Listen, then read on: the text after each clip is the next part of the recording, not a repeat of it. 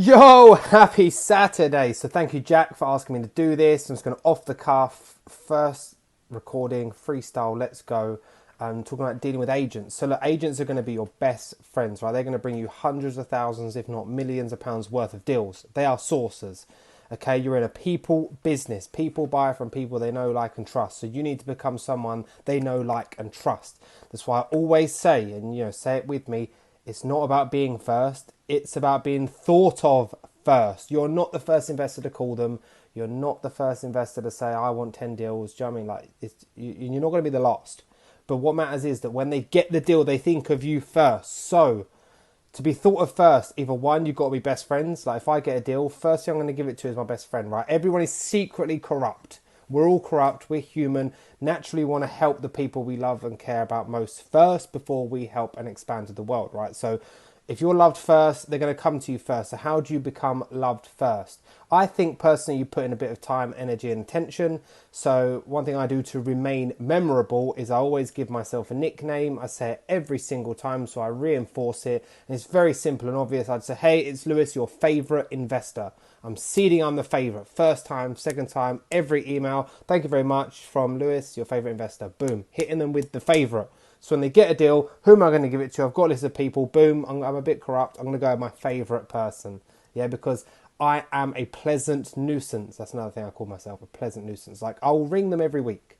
So it's kind of like a nuisance, but I'm so pleasant, enjoyable to deal with that they love me calling them, right? So I don't just ask, have you got a deal, blah, blah, blah. I'll take time and effort to find out, about their family, about their hobbies, about how their weekend was, just general human to human interaction, right? It makes such a difference, right? Because then we become friends. That's how we become friends, human interaction. So get on really well with them, human interaction.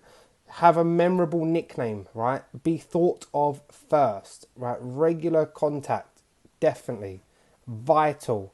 Any excuse to call them, have a chat with them. I try and refer them. I'm just trying to give them business, which reminds me about giving business is I'm seeding them all the time of why it's better to go with me than anyone else. So find out who,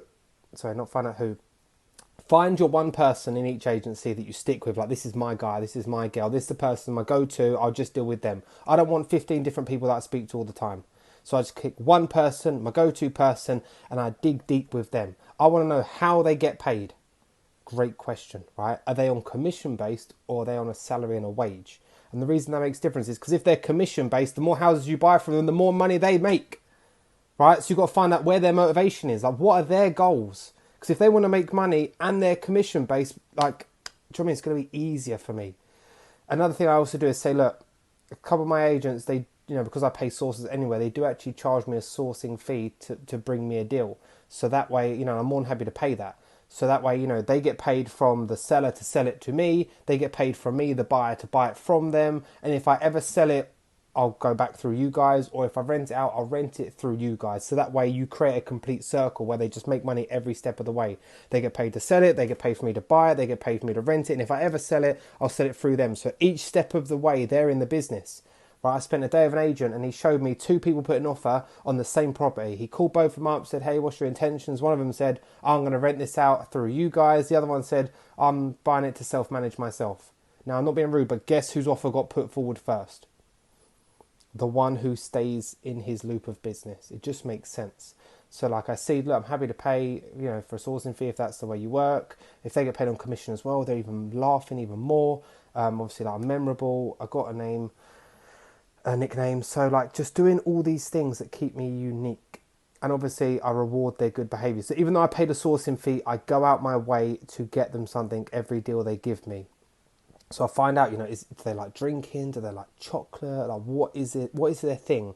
It's like one of the agents I work with, his thing is chocolate, right? He doesn't drink. So like, as soon as I get a deal from him, he will get a chocolate hamper after I've already paid him the sourcing fee. Because if everyone else is paying sourcing fees, as am I, right? Why would he pick me over them if I'm just going to give him the same as everyone else? One, because the experience with me needs to be different. So the experience with me is I'm flipping pleasant, I show up, I do everything instantly, I'm amazing to work with, I'm funny, I care, I show genuine interest, and he gets an extra hamper of chocolate working with me. Like, so I'm just seeding every step of the way that, like, working with me is a beautiful experience, and that's what we're here for, the experience. So hope that helps. 5 minutes, geez, sorry guys, but, hope you took something away from that. I'll catch up with you soon.